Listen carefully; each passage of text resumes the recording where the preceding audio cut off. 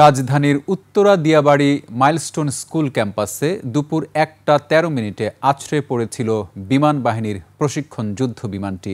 মুহূর্তেই বড় ধরনের বিস্ফোরণের পরেই আগুন ধরে যায়, আর তাতেই ঘটে ব্যাপক হতাহতের ঘটনা। 21-এর হাতে আসা সেই সময়ের ভয়াবহ বিমান দুর্ঘটনার সিসিটিভি ক্যামেরার ফুটেজ বিশ্লেষণ করে এমনই তথ্য নিশ্চিত হওয়া গেছে।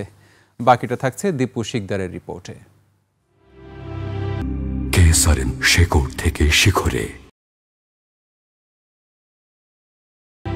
21 জুলাই, সময় তখন দুপুরে 1:13:34। ভিডিওতে দেখা যাচ্ছে দ্রুতই নেমে যাচ্ছে একটি বিমান। এই সিসিটিভি ফুটেজটি মাইলস্টোন স্কুল ক্যাম্পাসের ভেতরের অংশের, যেখানে আশ্রে পড়তে দেখা গেছে যুদ্ধ বিমানটি।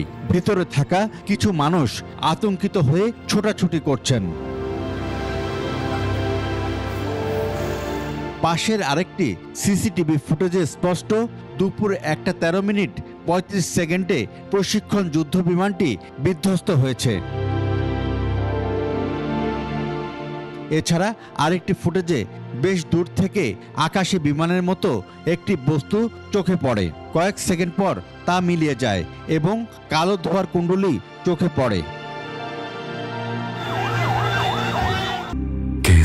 শেকড় থেকে শিখরে।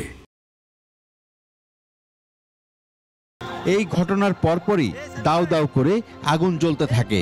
কিছু সময় পর সেনাবাহিনী সহ অন্যদের উদ্ধার তৎপরতা চালাতে গিয়ে আগুনের কারণে বেগ পেতে হয়।